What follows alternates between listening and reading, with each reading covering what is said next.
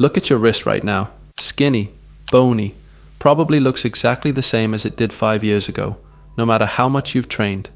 Modern fitness has an answer for that. It's genetic. It's bone structure. You can't change your wrists. And most people believe it, so they stop trying. But Persian warriors from 2,500 years ago had wrists so thick they looked like a separate muscle group. Indian wrestlers were crushing opponents bare-handed before the concept of a gym even existed. Viking oarsmen developed forearms that modern grip athletes still study. None of them did wrist curls. None of them owned a wrist roller. They weren't even trying to build their wrists. It was just a side effect of how they lived. And once you understand why, you can replicate it in about 15 minutes a day. Here's what modern fitness gets wrong. Your wrist bones don't grow. That part is true. But bones aren't what make a wrist look thick. It's the muscle bellies, tendons, and connective tissue that wrap around and insert near the wrist that create that look. Specifically, 3 muscle groups: the pronators and supinators, which rotate your forearm, the wrist extensors, which run along the top of your forearm, and the flexors, which run along the bottom. Modern training almost exclusively hits the flexors. Every pull, every row, every deadlift, flexion. The other 2 groups are almost completely ignored. Ancient warriors trained all 3 constantly, without knowing it. Here's what they were doing, and the modern exercises that replicate each one. Culture 1. Persian Zurkhaneh warriors. Around 2,500 years ago, Persian warriors trained inside a pit called the Zurkhaneh, the House of Strength, and the centerpiece of that training was the meal.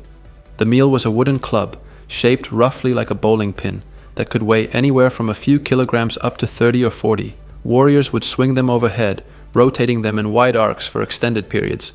Some of the strongest practitioners trained with meals that weighed more than most people's entire body weight. What does that have to do with wrists? Everything. The long lever of the club amplified the rotational demand on the wrist dramatically. Every swing forced the forearm to pronate and supinate under load.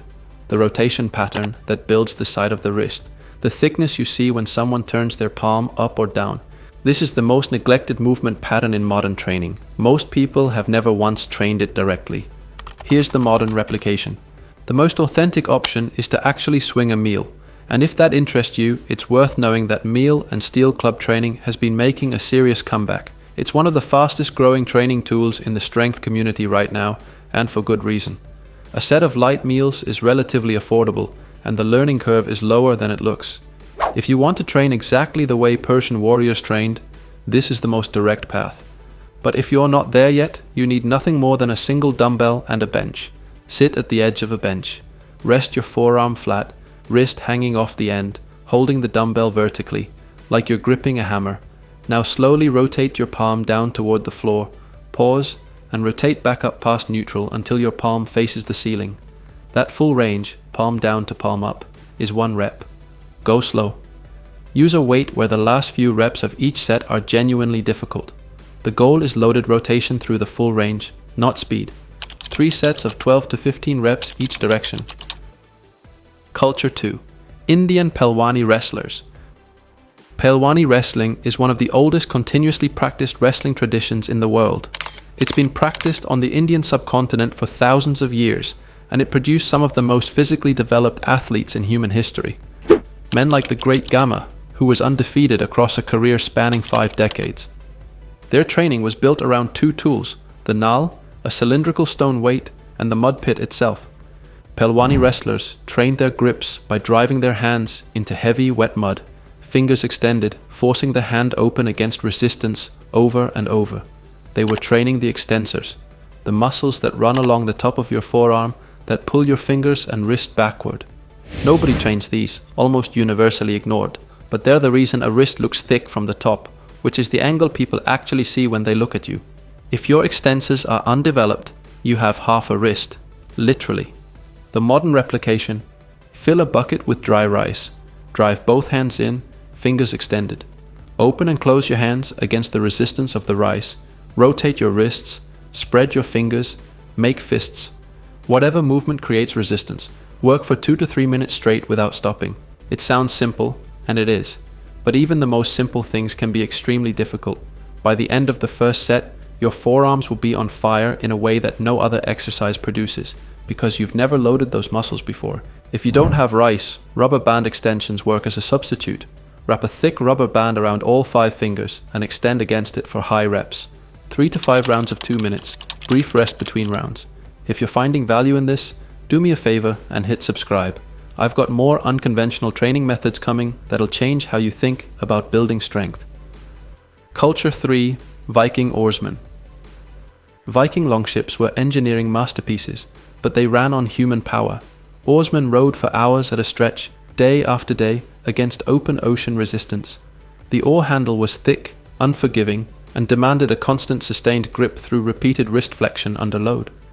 This wasn't strength training, it was endurance, and that distinction matters enormously. Heavy sets build muscle size. Sustained endurance work builds connective tissue density, the tendons, ligaments, and fascial structures that make a wrist look thick at rest, not just pumped in the gym. This is the difference between a wrist that looks developed all the time versus one that only shows up during a workout. Viking oarsmen weren't muscular in the traditional sense. They were dense, and density comes from sustained loading over time. Here's the modern replication. Take a towel, throw it over a pull-up bar, grip both ends and hang, or if you can, do full towel pull-ups. The thick, unstable grip of the towel forces your wrist and hand to sustain tension continuously rather than allowing the bar to lock the hand in place. No pull-up bar? Do towel rows instead. Wrap the towel around a sturdy post or door handle, lean back and row yourself in. Same principle, sustained unstable wrist load. The goal isn't maximum effort. The goal is duration under continuous tension. 3 sets of as long as you can hold. Work towards 60 seconds plus per set. 3 cultures, 3 movement patterns, 3 exercises that together cover everything your wrists are missing. Do this as a standalone session or add it to the end of any upper body day. Dumbbell hammer rotations, 3 sets times 12 to 15 reps. Rice bucket training, 3 to 5 rounds times 2 minutes. Towel hang or towel rows, 3 sets times max duration. Train this 3 times per week. Give it 8 weeks before you judge results. Connective tissue adapts slower than muscle, but when it does, it stays. The reason ancient warriors developed this kind of physicality wasn't because they had a better program. It was because their daily lives demanded movement that modern training completely skips. That's the philosophy behind everything inside the No Gym Warrior program. 12 weeks of training built around the methods that actually built the body's history remembers. Body weight, minimal equipment, historically grounded. Link is in the description. If you've been training hard without seeing the results you expected, this is probably why. Thanks for watching, and I'll see you in the next one.